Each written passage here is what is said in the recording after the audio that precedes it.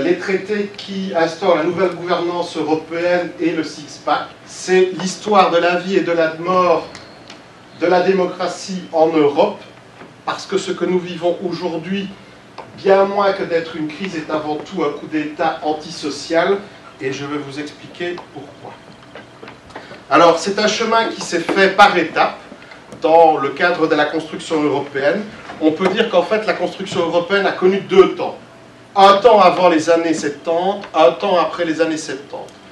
Dans les 30 premières années de la construction européenne après le traité de Rome, on a été vers une dimension à la fois de construction de paix en Europe, même si on a été faire la guerre ailleurs, mais on a trouvé que c'était plus économique de faire la guerre ailleurs que chez soi, et d'autre part de rapprochement très lent, très progressif des économies, de la mobilité des citoyens, etc. Et puis, sur les années 70, une série de petits événements mais de grande importance surviennent. Fin des années 60, De Gaulle meurt. Disparaît donc progressivement le veto français à l'entrée de la Grande-Bretagne dans l'Union européenne.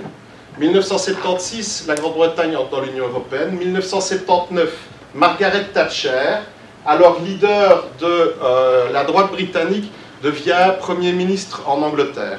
Et elle entraîne avec elle aussi tout un courant de l'économie néolibérale. Elle est particulièrement amie avec Friedrich von Hayek et Milton Friedman, les pères de l'école de Chicago, qui sont l'école de la pensée économique néolibérale, qui justement pendant ces années 70 expérimentent tout leur programme économique sous la dictature de Pinochet, le dictateur qui a renversé Salvador Allende au Chili. En quoi tout cela concerne-t-il l'Europe? C'est que cette pensée économique néolibérale portée par le Parti conservateur britannique va connaître une fabuleuse histoire d'amour avec d'autres économistes qu'on appelle les économistes ordolibéraux, qui sont les économistes qui font la pensée économique de la CDU-CSU en Allemagne, donc de la droite conservatrice allemande, qui est la pensée qui est à l'origine de la pratique économique de la Banque centrale allemande, de la Bundesbank, pensée qui sera exportée plus tard comme modèle de base de la Banque centrale européenne. Et la conjonction de cet amour entre économistes anglais et germaniques va faire évoluer l'institution européenne très progressivement en modifiant toutes les législations de base sur une base de référence de cette idéologie néolibérale. Premier pas, l'acte unique qui achève qui va vers l'achèvement du grand marché intérieur. Deuxième étape, le traité de Maastricht qui crée l'Union européenne et une coopération économique approfondie entre les États. Quatrième étape, traité de Nice, avec un élément important entre les deux.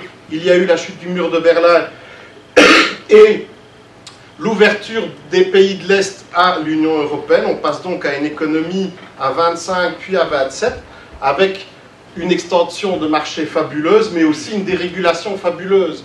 L'effondrement des pays de l'Est, ça va être surtout un grand désert en matière de règles économiques, sociales et politiques, et une fameuse aussi mise en concurrence, un dumping social et fiscal avec les pays d'Europe de l'Ouest. 2007, traité de Lisbonne.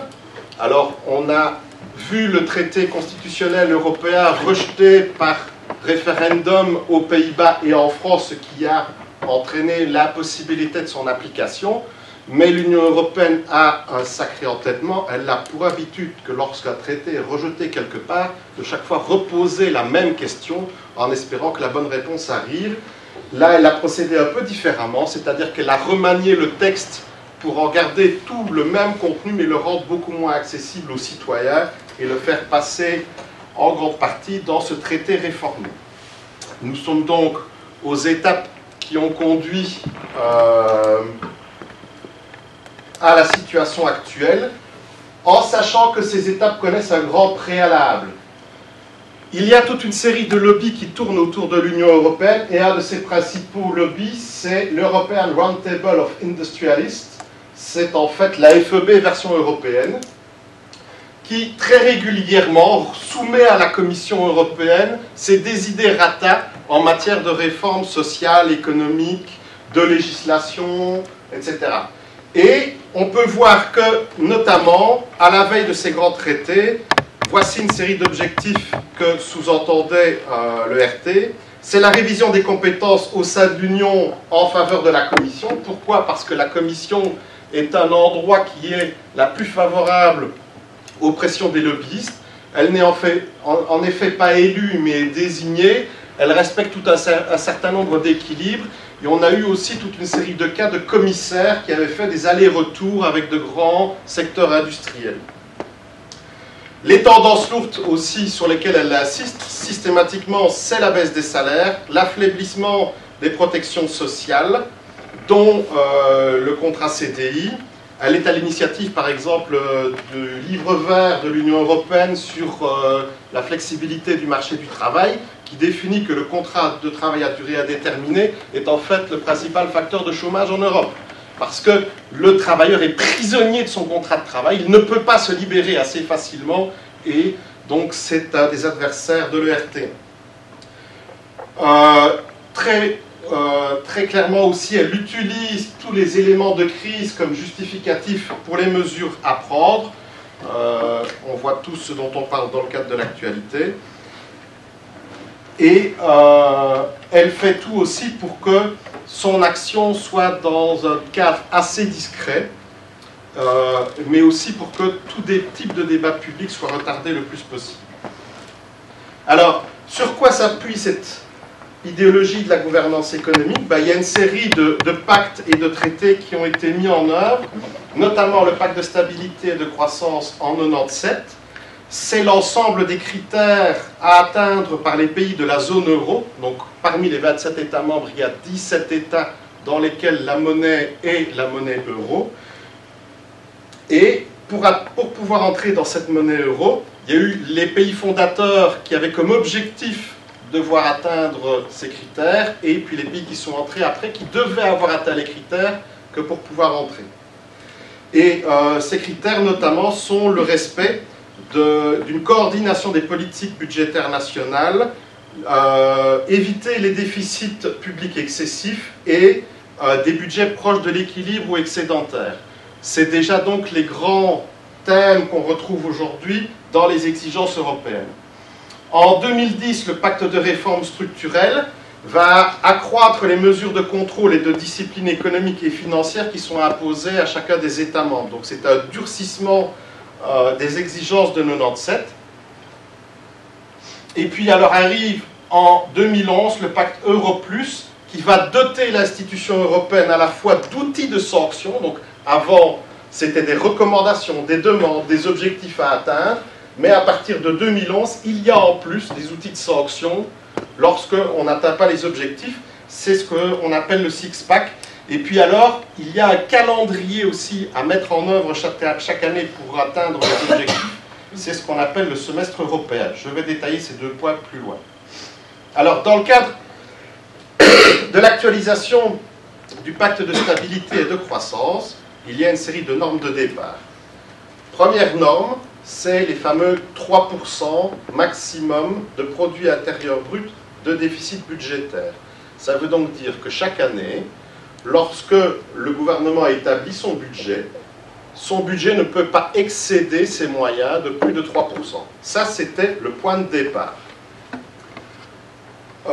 En décembre 2011, la Commission prévoyait que la Belgique aurait un déficit de 4,6% à politique inchangée.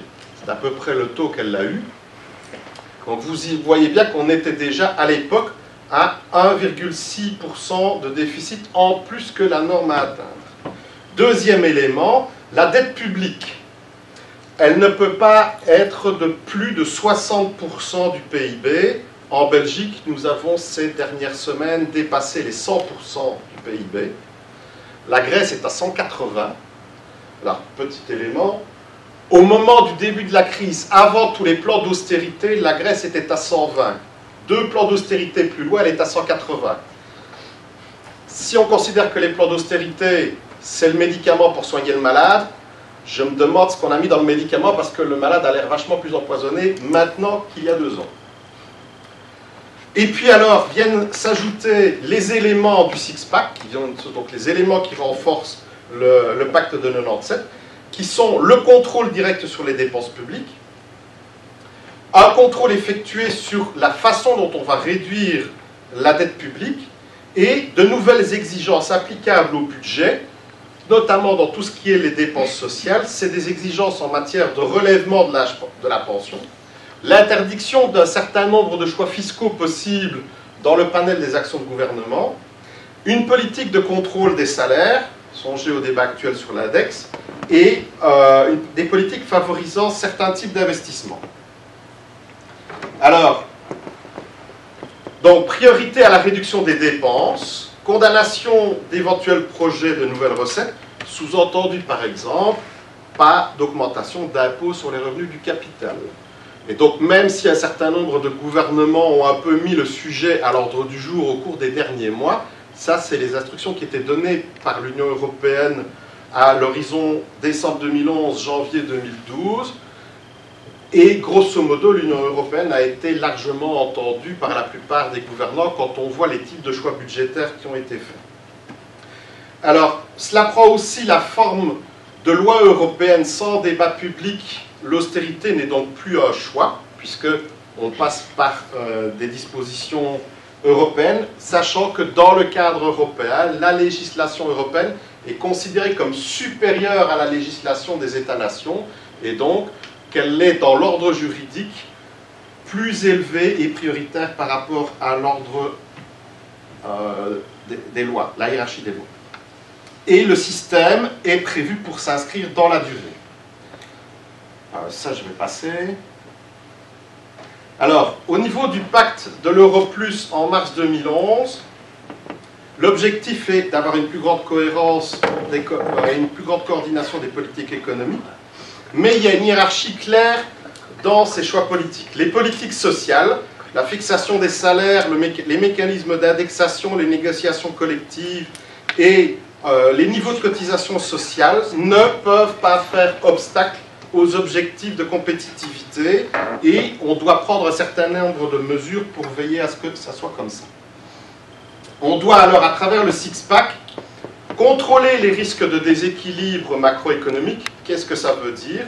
En fait, c'est-à-dire que tout ce qui est susceptible de nuire à la compétitivité, et la compétitivité étant qu'on doit pouvoir produire dans le pays sans que le coût de production soit plus élevé que celui des voisins. Pour ceux qui ont déjà entendu parler de la norme salariale en Belgique, tous les 2 ans, quand on négocie les accords interprofessionnels, l'évolution des salaires est encadrée par une loi, que le gouvernement et la FEB voudraient bien voir s'appliquer de façon obligatoire. Et qu'est-ce qu'on fait? On prend l'évolution des salaires en Allemagne, aux Pays-Bas et en France. On fait une moyenne, et on dit donc que en Belgique, les salaires ne peuvent pas évoluer plus que la moyenne des 3 pays voisins. Et bien, quelque part, l'Union européenne est en train de mettre en place un projet de norme salariale à l'échelle des 27. De la même façon, les niveaux de protection sociale ne doivent pas être des éléments qui alimentent un dumping social.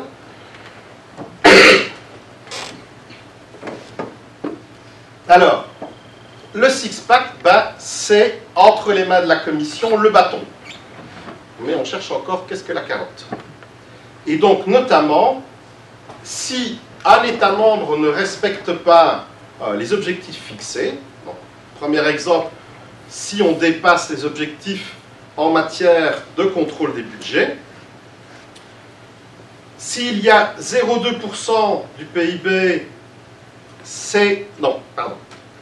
Donc, si on n'a pas respecté le contrôle des budgets, on peut se voir imposer une sanction de 0,2% du PIB si le non-respect est dû au non-respect des normes qui ont été fixées. L'amende est de 0,5% si on n'a pas transmis les données ou si les données transmises ont été erronées. Donc maintenant, chaque État doit transmettre à l'Union européenne toutes les données concernant l'état de son budget, l'état de son déficit, sa programmation budgétaire, etc. Si les données qui ont été transmises sont erronées, c'est 0,5% d'amende. Alors, en cas de déséquilibre macro excessif, les amendes peuvent varier entre 0,1 et 0,3% du PIB. Pour avoir une idée de ce que ça représente, ces pourcentages de PIB, dans le cas de la Belgique, 0,1% du PIB, c'est plus ou moins 350 millions d'euros.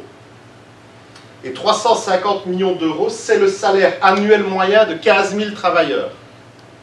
Ce qui veut dire que soit on paye une amende à l'Union européenne, soit on pourrait donner de l'emploi à 15 000 travailleurs. Alors, 0,3%, ça donne 1 milliard d'euros. Et 1 milliard d'euros, c'est 1/13e de l'exigence de l'effort budgétaire demandé à l'État belge en 2012. Alors, un élément important aussi, c'est que pour que le bâton puisse s'abattre, la Commission propose d'abattre le bâton, et le bâton s'abat automatiquement, sauf si 70% des membres du Conseil votent contre. Donc le Conseil, c'est le sommet des chefs d'État et des premiers ministres des États membres. Donc il faut qu'il soit 70% à être contre la sanction pour qu'elle ne s'applique pas. Alors, dans l'état des rapports de force de l'Union européenne, je ne sais pas comment on pourrait atteindre ces 70%, à moins qu'il ne s'agisse peut-être du cas de l'Allemagne ou de la France, vu le rapport de force entre États membres. Autant continuer à croire au Père Noël. Alors, un des éléments les plus importants qui est véritablement, pour moi, au cœur du dispositif, ce qui fait évoluer l'Union européenne vers un cadre de régime post-démocratique. Dans l'ensemble de ces accords a été mis en place ce qu'on appelle le semestre européen. Ça a été mis en place en 2010. Ça a commencé à se mettre en application au 1er janvier 2012. Et c'est donc un dispositif de surveillance renforcée sur le respect des 3 pactes entre les États membres. Le pacte de stabilité et de croissance, le pacte de réforme structurelle et le pacte Euro+. Et donc ces pactes qui au départ n'étaient pas contraignants, qui étaient des recommandations, des indications, ce vers quoi on devait aller, deviennent aujourd'hui des normes et des contraintes dont le non-respect entraîne des sanctions. Les sanctions que j'ai vues plus tôt. Alors, comment ça se passe le semestre? Un semestre, ça dit bien ce que ça veut dire, ça se passe sur 6 mois. Eh bien, au mois de janvier, et ça va se reproduire au mois de janvier de chaque année désormais, la Commission va adopter l'examen annuel de croissance. C'est donc un plan global, une projection globale sur la croissance que devrait connaître l'Union européenne et la façon de l'atteindre. En février, cet examen annuel de croissance est présenté au Parlement européen. Il est présenté. Et il va se discuter dans 2 conseils des ministres européens. Dans le conseil ECOFIN, qui réunit les ministres de l'économie et des finances, et dans le conseil EPSCO, qui réunit les ministres de l'emploi et des affaires sociales. Donc, la Commission adopte un plan, on présente le plan au Parlement européen, c'est discuté dans des conseils de ministres seulement économie et finances et emploi et affaires sociales.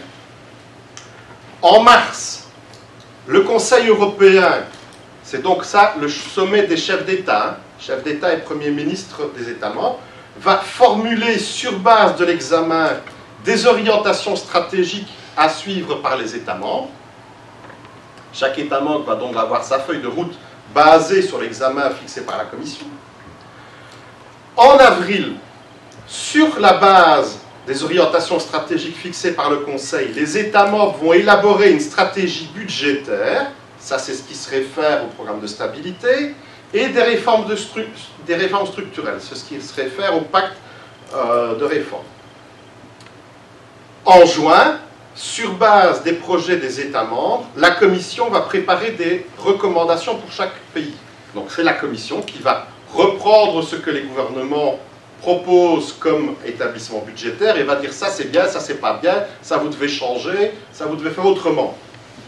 Et en juillet, le Conseil européen va finaliser et adopter ses recommandations. Et donc ces recommandations, elles vont en fait, par rapport à l'existence du six-pack, ne pas être des recommandations mais des obligations. Et c'est seulement à partir de août à décembre que les parlements nationaux vont étudier la façon de transposer les recommandations du Conseil européen dans les législations nationales. Alors, vu comme ça a l'air un peu innocent. Sauf qu'un des principes de base de la démocratie depuis le XVIIIe siècle, depuis le siècle des Lumières, c'est que ce sont les élus du peuple qui déterminent le montant des budgets et l'application du budget.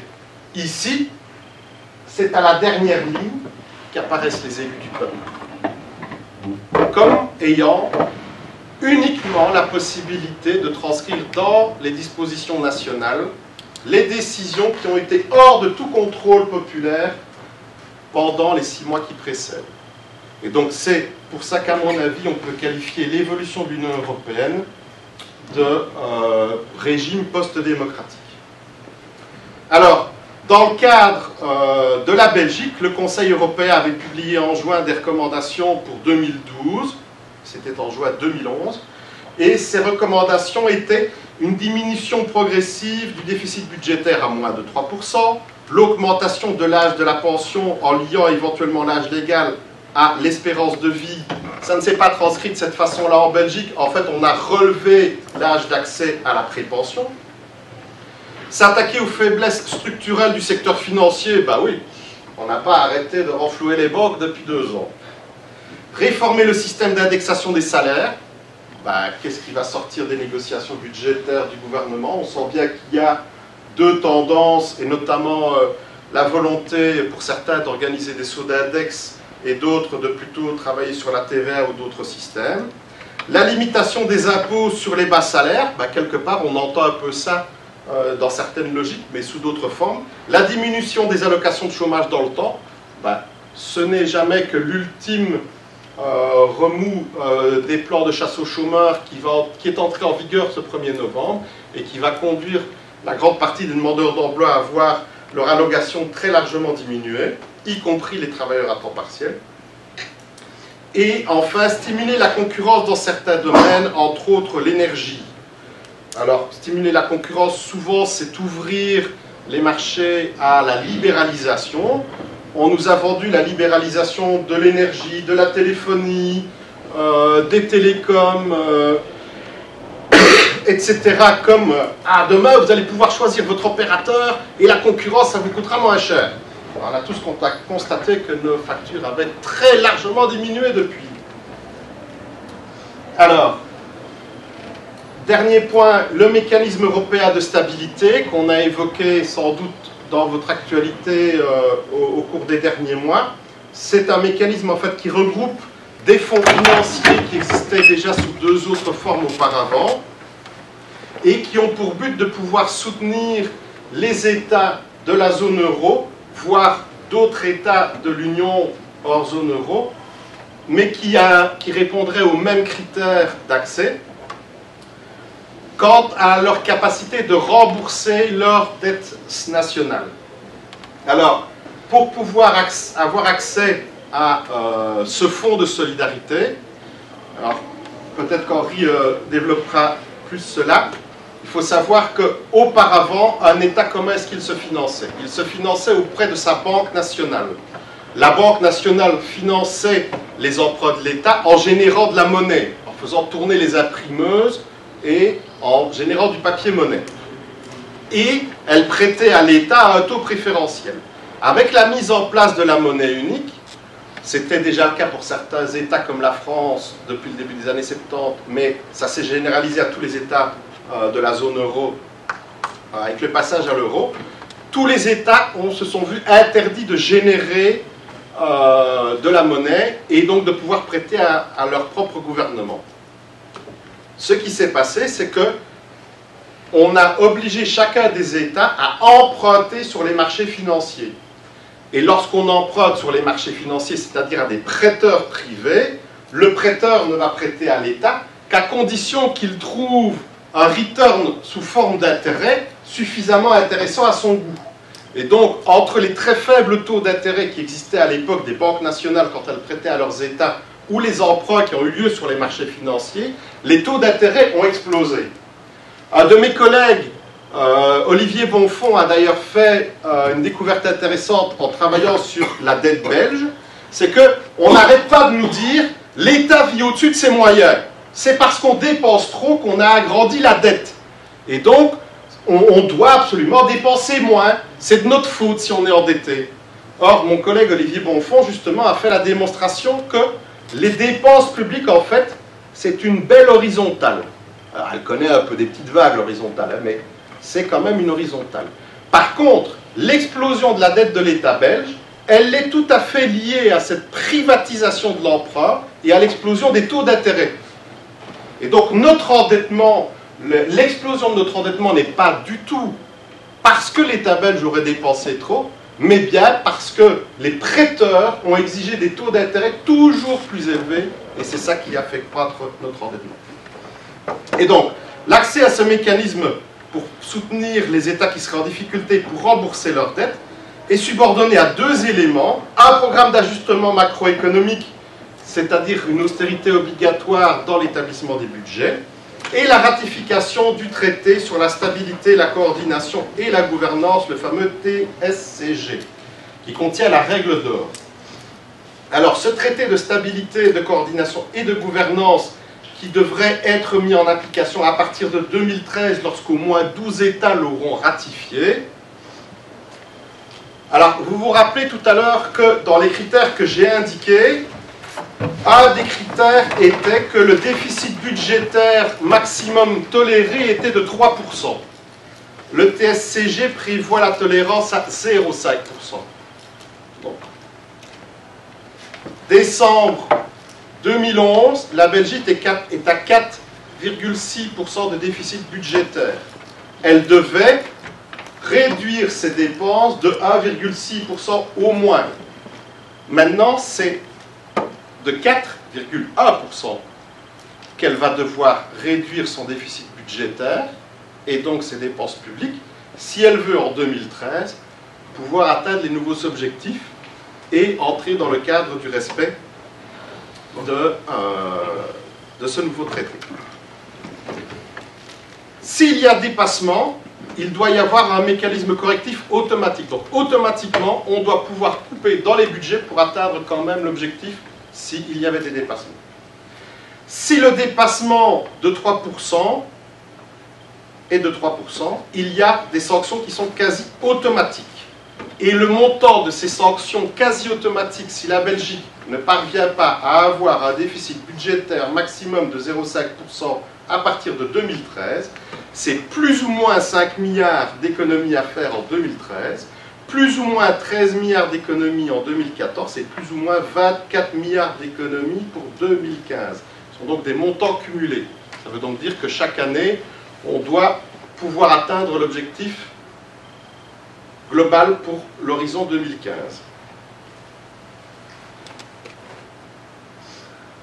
Alors, ça, j'avais déjà un peu expliqué sur la réduction de la dette. Alors, dernier élément, et puis je céderai la parole. Le TCSG comprend un article, qui est l'article surnommé Règle d'or. Cet article veut que les États membres qui ratifient le traité inscrivent les objectifs économiques prévus dans le traité dans leur constitution nationale ou dans une loi qui a une valeur juridique qui garantisse qu'elle ne puisse pas être mise en cause. C'est ce qu'on appelle en général une loi fondamentale. Ça veut donc dire qu'on est ici dans l'inscription dans les législations fondamentales de nos États d'un objectif de politique économique politiquement orienté sur l'idéologie néolibérale et qui ôterait donc toute possibilité à l'électeur, dans le cas d'un autre choix de majorité gouvernementale, que cette autre majorité gouvernementale puisse aller vers d'autres orientations économiques. Ça lui serait interdit par la Constitution. C'est pour ça qu'un certain nombre d'acteurs politiques et sociaux en Belgique ont lancé la demande à nos hommes et femmes politiques de refuser ce traité. Malheureusement, il y a peu de chances que nous obtenions une majorité en la matière. Et donc c'est pour ça aussi, et je conclurai sur ces mots, que même si vous avez quelque chose de plus important à faire demain, le plus important sera de rejoindre les mobilisations sociales pour marquer votre désapprobation de cette évolution de l'Europe vers un régime post-démocratique et l'inscription comme étant un facteur obligatoire des politiques d'austérité dans la constitution des États membres de l'Union européenne. Je vous remercie. Alors mon premier graphique, il est un peu compliqué parce que effectivement, il y a beaucoup de couleurs. C'est en fait l'état de la situation économique actuelle. Et donc j'ai pris la situation des pays, les principaux pays, parce que Didier a beaucoup parlé de la Belgique, mais je signale entre parenthèses que la Belgique est encore plus ou moins dans une situation confortable au niveau européen. Il y a certains pays dans le sud de l'Europe où, franchement, on est déjà bien dans une situation bien plus dramatique. Et donc, ce que j'ai pris comme référence, donc ici, c'est le produit intérieur brut réel, c'est-à-dire qu'on a éliminé l'effet des prix. Et donc, on a effectivement ce qui est véritablement la croissance véritable. Alors, pour comprendre le graphique un petit peu, il faut prendre comme point de référence la ligne mauve. Parce que ça désigne la ligne de la zone euro en moyenne. Et les autres vous montrent les autres pays, comment est-ce qu'ils évoluent par rapport à ça.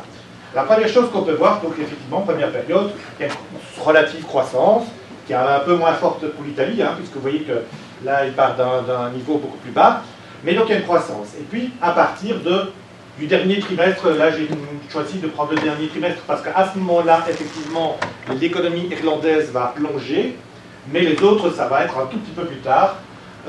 Donc à peu près, évidemment, la faillite de Lehman Brothers dans le troisième trimestre 2008 a évidemment précipité les choses, a fait tomber tout le monde. Donc vous voyez très bien qu'à ce moment-là, tout le monde tombe, donc c'est une crise générale, donc ce n'est pas une crise particulière de certains États. Donc le mot vous l'a dit très bien, tous les États vont chuter. Ce qui est intéressant de voir, c'est d'ailleurs que pas nécessairement les États actuellement les plus mis en cause, ce sont ceux qui chutent le plus. Donc vous voyez bien qu'il y a certains États qui au départ avaient été au-dessus encore de la ligne mauve. Par contre, vous voyez que l'Irlande, là c'était une catastrophe. Donc l'Irlande qu'on présentait comme un modèle qu'il fallait suivre, etc. Bardaf, il a pris 10% quasiment de chute du PIB en pratiquement un an. Donc c'est quand même, c'est quand même assez sérieux. Encore un élément qu'on peut voir, c'est que depuis lors, on n'a pas récupéré notre niveau. Donc vous voyez que toutes les lignes sont bien toujours encore en dessous de la ligne 100 qui indique ce qu'on avait atteint pratiquement au quatrième trimestre 2007. Mais par contre, ce qu'on voit très bien, et ce que Didier avait déjà disons, suggéré, c'est qu'effectivement, tous les pays qui sont actuellement dans la visée des plans d'ajustement les plus forts, et donc dans la ligne de mire de la Commission européenne pour dire que là, il faut vraiment mettre des plans d'ajustement extrêmement forcés, ils sont tous en dessous de la ligne mauve pour l'instant. Donc c'est-à-dire qu'effectivement, on leur a donné quelque chose, un remède de cheval, comme on dit, mais qui a un effet assez bizarre. Et un dernier élément qu'on peut voir également, avec les dernières statistiques, c'est que pour l'instant, on voit que toutes les courbes sont occupées de nouveau à baisser. Donc ça veut dire que, franchement, et c'est bien ce que je dis, on est bien dans une situation d'aggravation. Alors, pourquoi est-ce qu'on a une aggravation, et particulièrement dans les pays du Sud?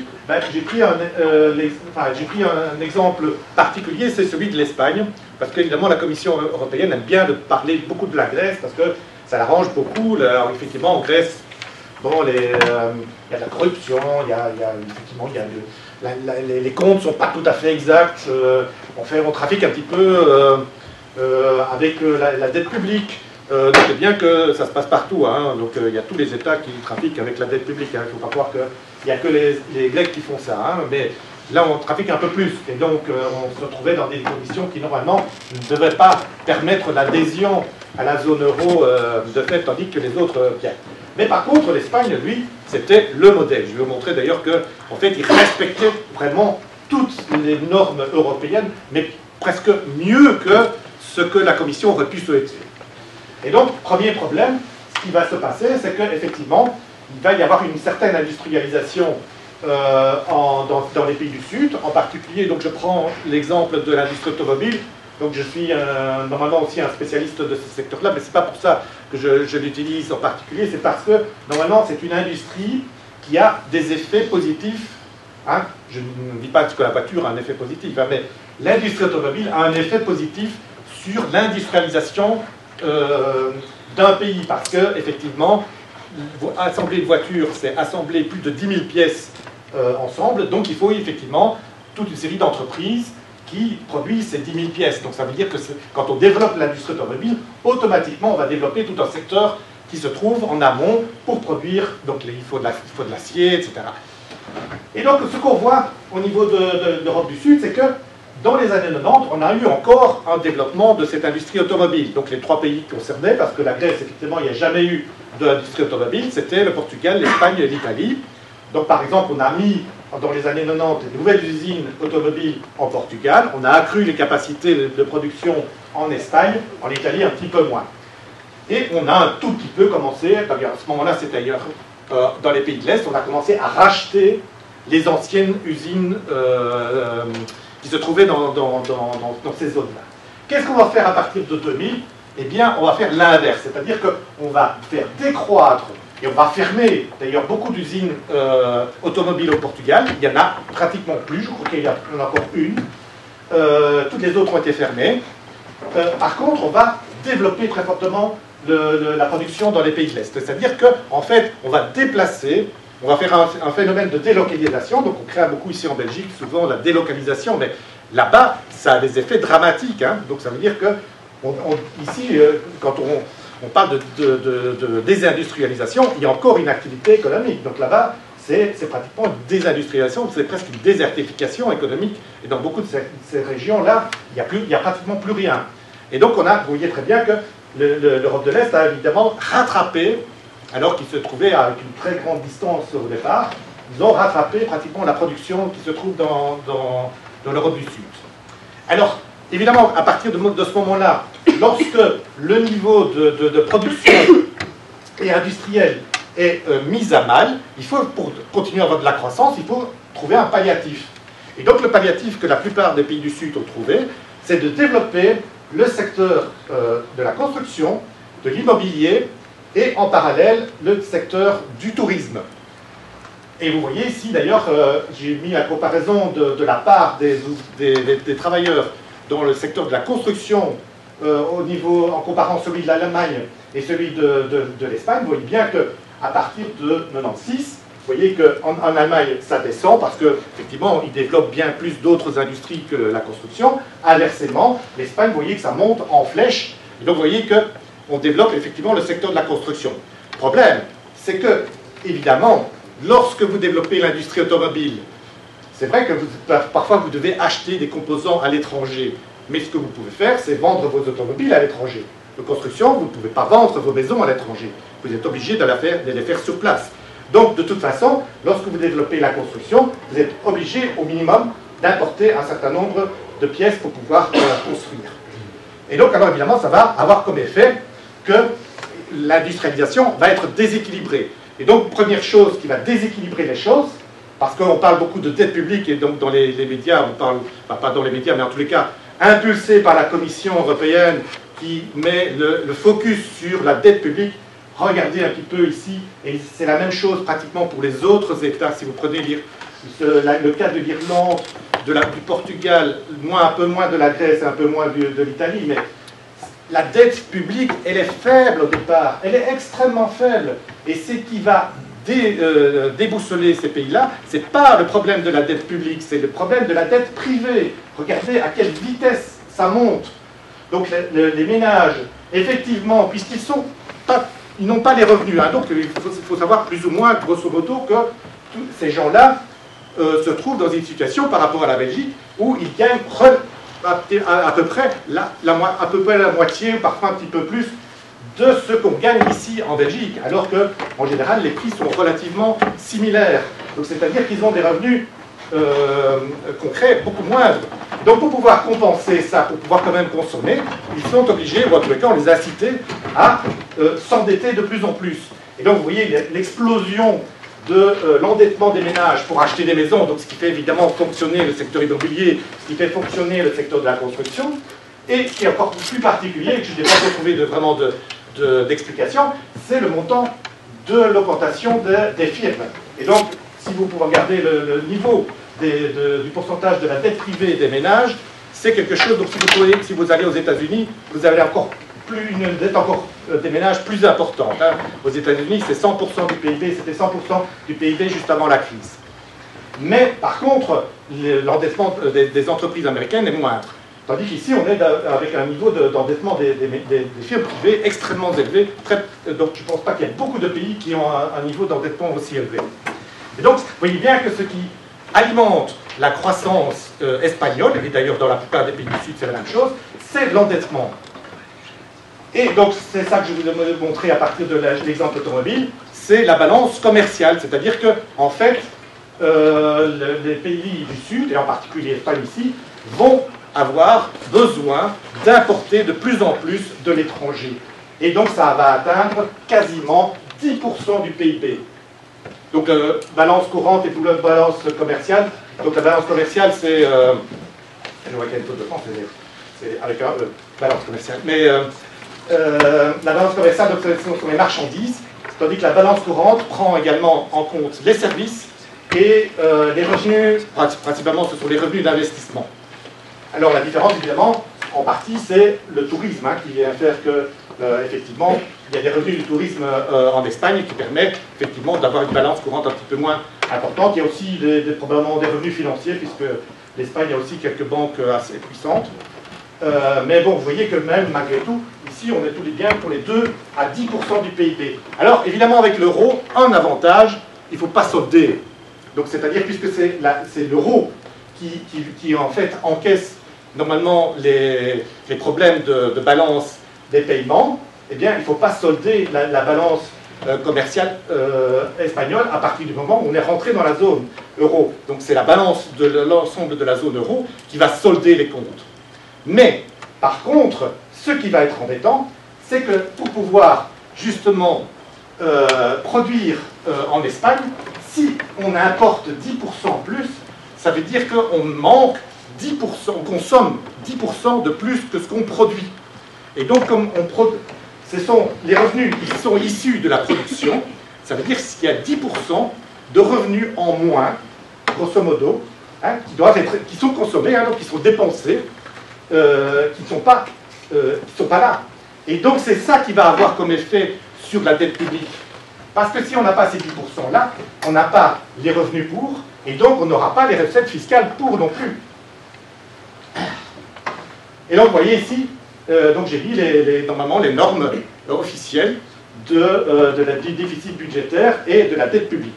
Et donc l'Espagne, c'est extraordinaire, parce que là, ils étaient arrivés à une dette publique. Donc normalement, la norme, c'est la ligne rose, et ils étaient arrivés quasiment, si vous comparez bien, à 35% du produit intérieur brut. Donc, ça, c'était un modèle, hein. Donc c'est pratiquement la moitié de ce que la Commission recommandait. 35% du produit intérieur brut. Par contre, dès qu'il y a la crise, vloum, c'est parti en flèche, parce qu'effectivement, ce qui va dérouter l'affaire, c'est que normalement, ils vont avoir des déficits budgétaires de plus en plus importants, parce qu'il manque les recettes fiscales. C'est les recettes fiscales qui, principalement, vont dérouter. Donc, c'est assez logique, parce que quand il y a une crise, évidemment, l'activité baisse, donc il y a moins de recettes, et évidemment, il faut toujours avoir des dépenses. Et puis en plus, il y a des gens qui tombent au chômage, donc il faut payer les chômeurs, etc. Donc les dépenses ont plutôt tendance à un petit peu augmenter, et les recettes fiscales chutent. Mais donc, dans le cas espagnol, c'est très clair, c'est les recettes fiscales qui sont le facteur majeur du déficit budgétaire. Même chose sur le déficit budgétaire.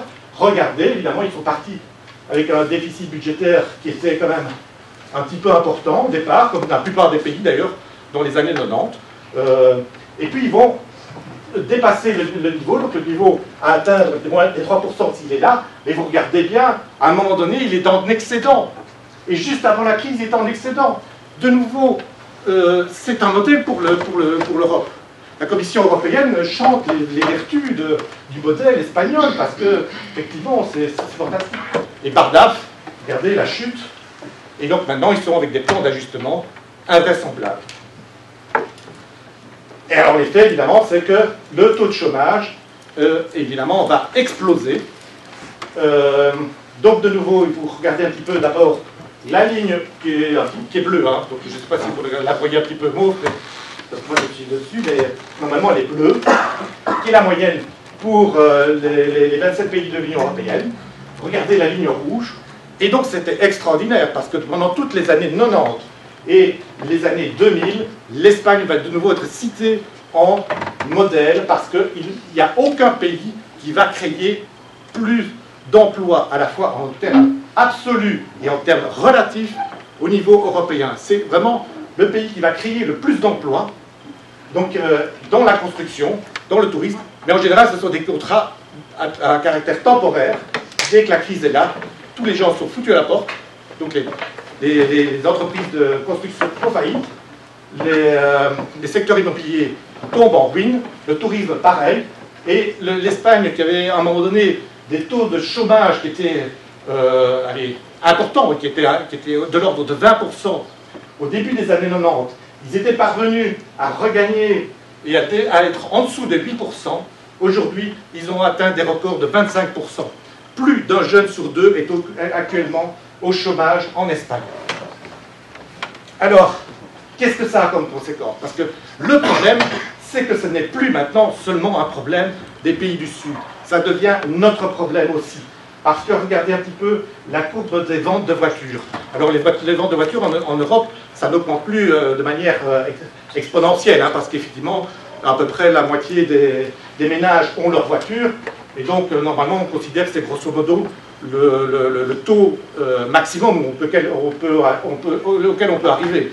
Donc, on ne va pas avoir de nouveau, par exemple, 60 ou 70% des ménages qui vont avoir une voiture. Mais par contre, donc ça se voit très bien que, grosso modo, ça n'augmente pas tellement. Par contre, vous voyez que ça augmente dans les années 90, ça stagne dans les années 2000, et puis avec la crise, c'est de nouveau la chute.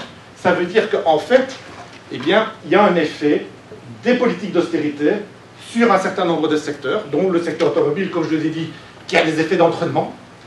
Et dans cette chute-là, j'ai pris ici tous les pays qui, effectivement, sont responsables de la chute des ventes. Parce que tous les autres pays, qui ne sont pas cités ici, en fait, leur vente n'a pas vraiment diminué. Donc ils sont à peu près au même niveau de vente qu'en 2007. Par contre, ces pays-là, eux, ils ont vraiment vu une chute.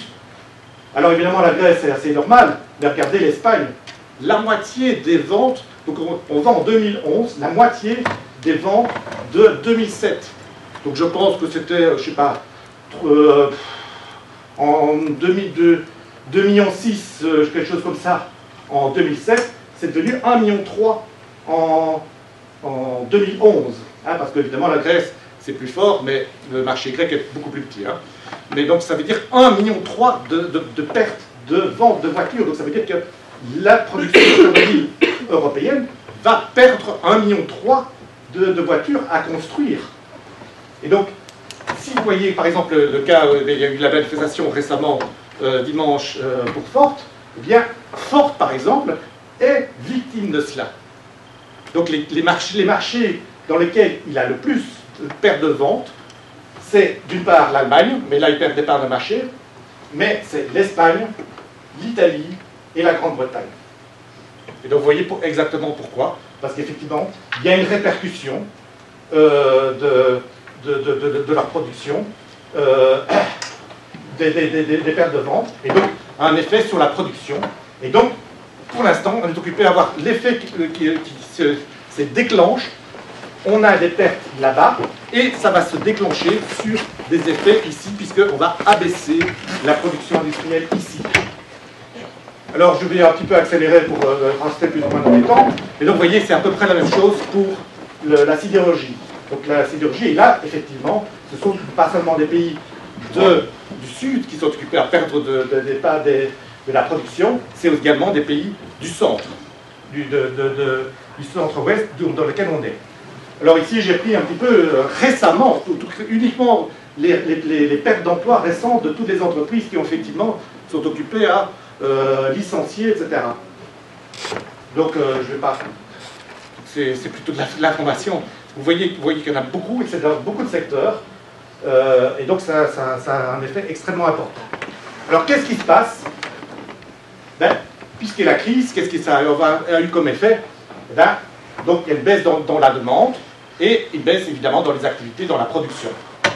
Qu'est-ce que ça a comme effet? Comme j'ai dit, normalement, c'est d'abord les recettes fiscales qui sont mises en pression puisqu'il y a moins d'activité. Et la baisse des recettes fiscales, automatiquement, donc j'ai dit aussi que, normalement, il y a les activités de l'État qui continuent, ils doivent payer des chômeurs, etc. Donc, normalement, il y a aussi une petite augmentation des dépenses. Ce qui ça cause, c'est un déficit budgétaire, ce qui est assez logique. Mais ce qui se passe maintenant, c'est qu'effectivement, sous pression de la Commission, et principalement de celui-ci, de le gouvernement, en tous les cas, qui est le plus impulsif, et en tous les cas le plus demandeur de ce point de vue-là, c'est le gouvernement allemand. Et donc j'ai dit qu'effectivement, normalement, en fait, c'est déjà venu avant le traité actuel, mais effectivement, comme Didier l'a dit, maintenant ça va être institutionnalisé. Donc la pression va être institutionnalisée, mise en place de telle manière qu'effectivement, les plans d'austérité sont pratiquement une solution obligatoire. Mais le problème, c'est que le plan d'austérité, lui, il va avoir comme effet de baisser la demande de nouveau. Et donc là, on est parti dans un cercle vicieux, puisque la baisse de la demande va avoir une conséquence, une baisse des recettes fiscales, qui va alourdir le déficit budgétaire, et on est reparti pour un nouveau plan. Et c'est pour ça que vous voyez que dans les pays du Sud, eh on est à des plans de répétition. Alors, j'ai arrêté de compter. Je pense qu'en Grèce, peut-être qu'ils sont à un dixième ou douzième plan, voilà. En Espagne, ça, je sais qu'ils sont pratiquement au 5e plan. Etc. Donc. Et donc, normalement, ce qu'il faudrait, c'est relancer l'activité dans le sud de l'Europe, le faire essentiellement par des investissements publics, parce que je ne vois pas, pour l'instant, des investisseurs privés. De toute façon, je suis personnellement pour des investissements publics au départ, mais je dis en plus que les investisseurs privés ne vont pas aller comme ça spontanément dans le sud, et ça doit être payé en partie par les zones riches. Et donc, pour éviter qu'évidemment, ce n'est pas les pauvres des zones riches qui doivent payer pour les pauvres des zones pauvres, c'est plutôt les riches des zones riches qui devraient également payer pour les zones pauvres. Je fais la proposition essentiellement d'augmenter les impôts sur les hauts revenus et sur le capital, donc ce qui est effectivement déconseillé vivement par la Commission européenne, mais donc moi je suis quand même pour aller outre ce genre de processus.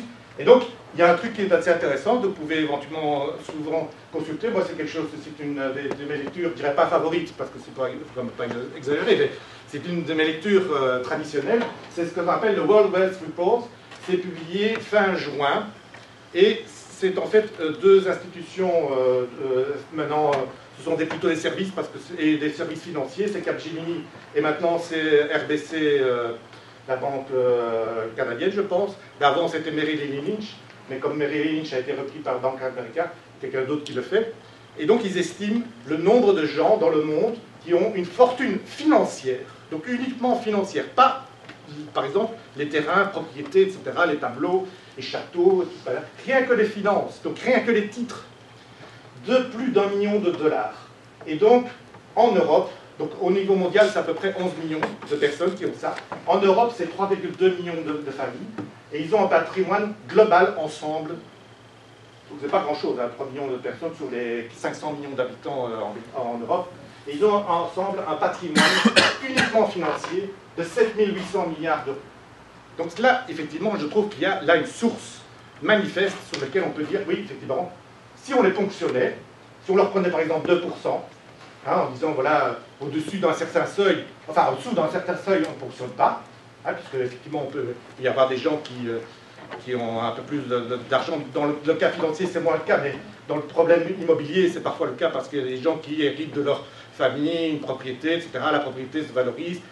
Donc, on peut comprendre qu'effectivement, là, on ne va pas être extrêmement rigoureux, mais si on fait ça, ben, on gagne rien que là-dessus 100 milliards d'euros. C'est en fait un calcul que j'ai fait depuis à peu près le moment où on a les statistiques. Vous voyez que c'est à peu près, ça tourne autour de ces 100 millions d'euros avec des petites variations. Donc l'intérêt, évidemment, dans une crise, de pouvoir taxer le patrimoine et non pas les revenus. Je ne suis pas contre de taxer les revenus, hein, c'est pas ça. Mais j'ai dit, le fait de taxer le patrimoine permet d'avoir une certaine égalisation dans le revenu. Si on taxe les revenus, Le problème, c'est qu'effectivement, lorsqu'il y a une crise, les revenus descendent, y compris pour les capitalistes. Donc, on aura moins de recettes. Voilà. Et merci en tous les cas de votre attention, de votre générosité pour m'avoir laissé terminer. J'anime avec d'autres personnes ici à Bruxelles les comités d'action contre l'austérité en Europe, qui regroupent essentiellement des militants syndicaux des deux grandes organisations syndicales, le FDB et CSC, des militants indignés, des altermondialistes, des militants associatifs, qui sont donnés comme objectif, au fait, d'essayer d'élever la lutte contre l'austérité à un niveau supérieur. D'abord, au niveau de l'unité d'action entre les organisations syndicales, qui ne sera pas une réussite demain, entre nous, mais surtout aussi de mener la lutte, ou essayer de stimuler la lutte à un niveau européen. Enfin, l'idée principale qu'on met en avant, c'est qu'aujourd'hui, des luttes sont menées partout en Europe, mais ce sont des luttes séparées et qui risquent d'être perdues séparément aussi. Aussi longtemps qu'on n'a pas de lutte ensemble, de lutte convergente, je crois qu'on ne créera pas les conditions pour des victoires contre l'austérité.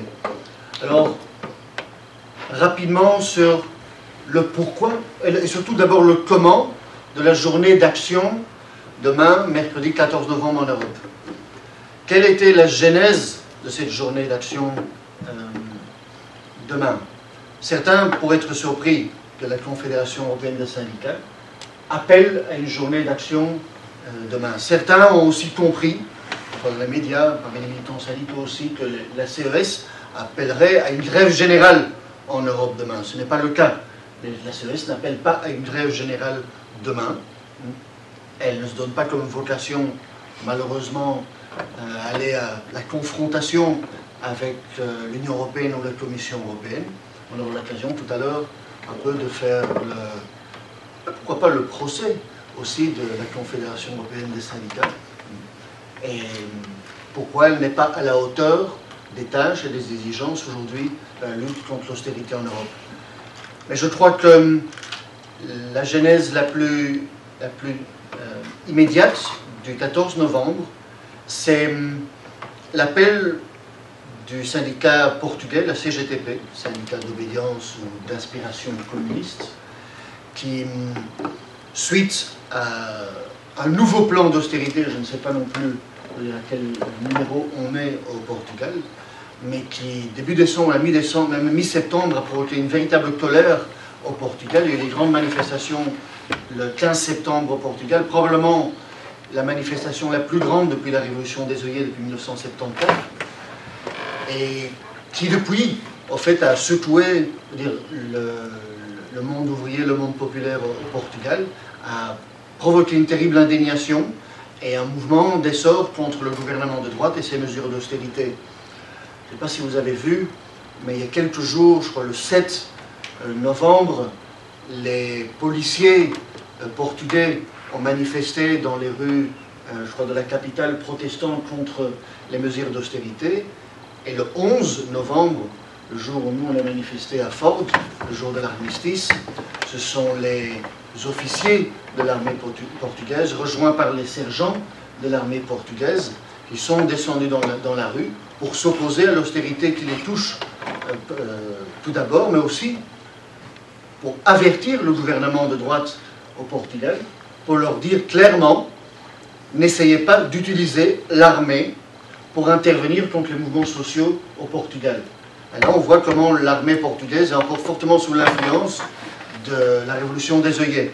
Et je crois que c'est l'initiative de la CGTP au Portugal de décréter une grève générale le 14 novembre, qui a poussé aussi les syndicats espagnols, Commission ouvrière et UGT, à appeler à une grève générale le 14 novembre, la faisant coïncider avec celle du Portugal.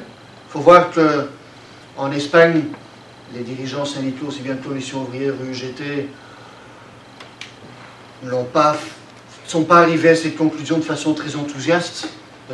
Ça fait quelques mois qu'ils essayent d'éviter l'appel à une nouvelle grève générale en Espagne, mais les choses se sont accélérées. En Espagne, au mois de juillet, il y a eu la fameuse Marcha Negra, des mineurs espagnols qui étaient en grève générale de plusieurs semaines. Cette marcha negra qui est arrivée à Madrid est accueillie par des centaines de milliers de Madrilènes. On n'en est pas encore au million. Des centaines de milliers de Madrilènes.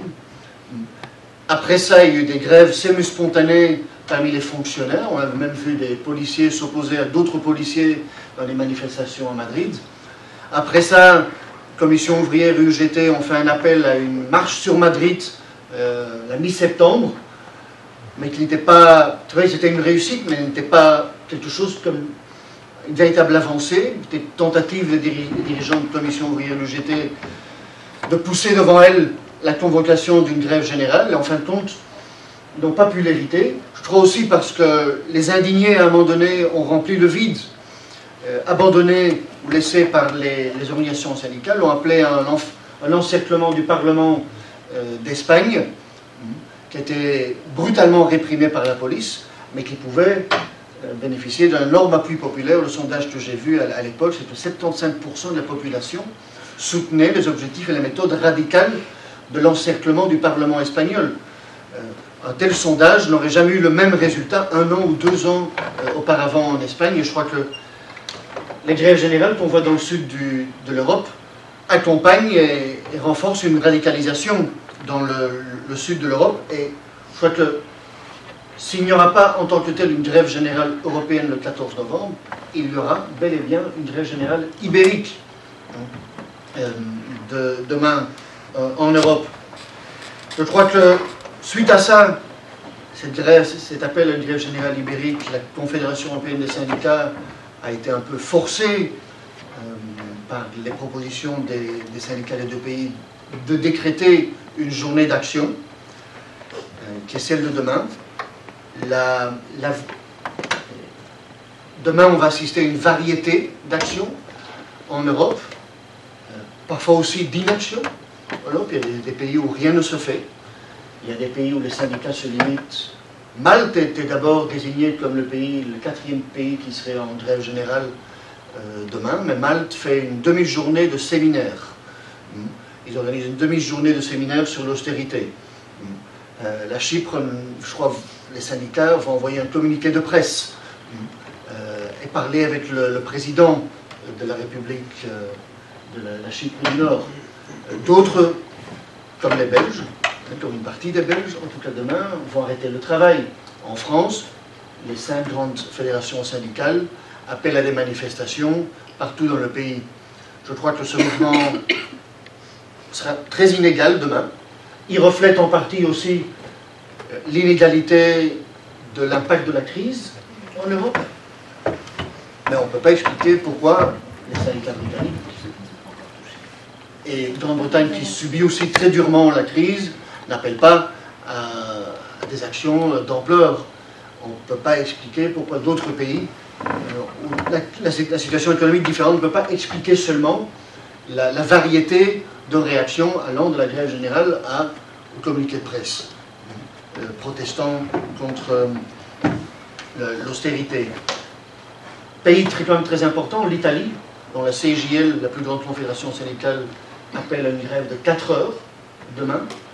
Et au sein de la CGIL, c'est le syndicat des métallurgistes, comme en Belgique, en tout cas de tous les francophones, qui est en pointe, appelle à une grève de 8 heures demain, et une manifestation nationale dans le sud du pays, autour du village de Pomigliano, où se trouve une usine de Fiat, qui est véritablement une usine laboratoire d'un nouveau modèle social, plutôt un modèle asocial, propulsé par le directeur de Fiat, Marchionni. C'est-à-dire, à la Fiat, en Italie, le plus grand syndicat, le syndicat socialiste, ou d'anciennement inspiration communiste, la FIOM, n'est plus reconnu. Au sein de Fiat, la FIOM, qui est un syndicat très important, même majoritaire, n'a plus de délégués syndicaux, n'a plus droit des locaux syndicaux, n'a plus droit de créditeurs syndicaux, ne participe pas aux négociations collectives non plus, parce que la FIOM avait refusé, à juste titre, de signer une convention collective très mauvaise pour les travailleurs. Et le patronat, à ce moment-là, décidé, vous ne voulez pas signer, vous ne participerez plus. Ce qui pousse la FIOM dans une nouvelle situation, et presque de recul de 50 ans. Dans les années 50, la FIOM a dû se battre pour être retenue au sein de Fiat. Et je crois que c'est très significatif d'un modèle social qui est tout à fait détricoté très rapidement en Europe, face auquel la Confédération européenne des syndicats est très perplexe. Elle ne sait pas très bien réagir. Les appels de la Confédération européenne des syndicats les derniers mois, les dernières années, c'est appeler un nouveau contrat social. On veut de nouveau être à la table de négociation, mais sans véritablement créer le rapport de force. Aujourd'hui, le seul langage, et aussi dans le passé, le seul langage que les patrons comprennent, c'est celui du rapport de force. Et demander aux mendiers un nouveau contrat social ou un nouveau dialogue social ou un nouveau modèle social sans mettre dans la balance les forces du mouvement ouvrier européen, c'est se mettre à genoux et demander, presque en priant, d'être écouté par un patronat qui veut certainement écouter les syndicats, mais ceux qui, comme la FIOM en Italie, refusent de signer les conventions collectives. Mais les patrons sont prêts à se mettre à table avec les syndicats qui signent leurs conventions collectives.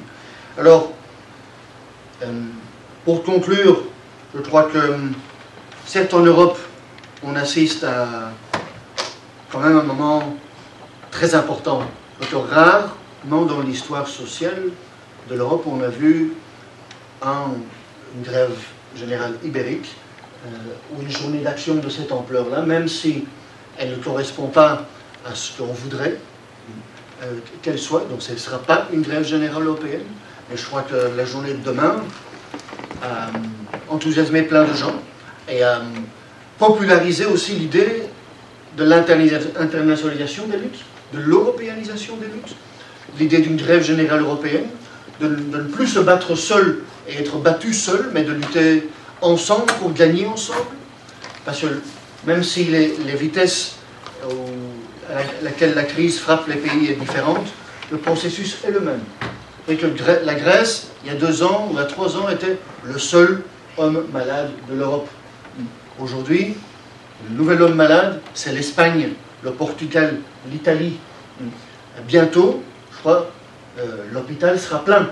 Il n'y a aucun pays qui ne sera pas contaminé par cette crise tôt ou tard. L'Allemagne aussi sera touchée. Elle est déjà en partie touchée, la croissance ralentit et qui sait, elle rentrera bientôt en récession. Alors, pour conclure, les actions de demain, pour ceux qui ne le savent pas, ici à Bruxelles, donc tout à l'heure, d'ici une demi-heure, les piquets se rassemblent devant les différents postes de signalisation de la SNCB pour fermer le réseau à partir de 10 h. Demain matin, il y a une nouvelle équipe qui fait un piquet à partir de 5h30, 6 h, à nouveau gare du Midi, gare du Nord. À 8 h du matin, il y a un rassemblement aussi devant la gare du Midi organisé par la CGSP Cheminots, le syndicat socialiste du chemin de fer, avec les syndicats des ALR, l'administration locale régionale, c'est-à-dire services communaux, CPS, Bruxelles Propreté et les hôpitaux publics. Plus tard, dans la matinée, il y a une manifestation à Cota, c'est-à-dire les 2 syndicats ont appelé à des petits rassemblements avec un nombre très limité de manifestants devant différentes ambassades, vont faire le tour des ambassades, Espagne, Grèce, etc. Culminant, entre guillemets, un rassemblement comme trop gentil à mon avis devant la Commission européenne place Schuman. Et à 14 h, la CNE, donc le syndicat chrétien des employés du privé, appelle à un rassemblement à la place de Luxembourg et une manifestation en direction de la place Schuman. Ça c'est un peu le plan d'activité de demain. Je crois que la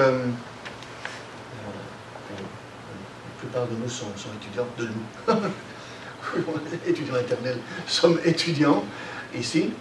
Je crois que vous faites un piquet aussi demain matin, un piquet informatif et filtrant demain matin. Je crois qu'après vous allez nous rejoindre. Je crois que c'est très important de réaliser cette unité étudiants-travailleurs, même si vous ne réussissez pas paralyser l'université ou à bloquer les auditoires, etc. Ce n'est qu'un début. Et je crois que la journée de demain, plus que de voir la bouteille à moitié vide, essayons de la voir comme à moitié pleine. C'est le début d'un mouvement européen dans lequel tous ceux ici présents devraient s'inscrire. Voilà, merci beaucoup.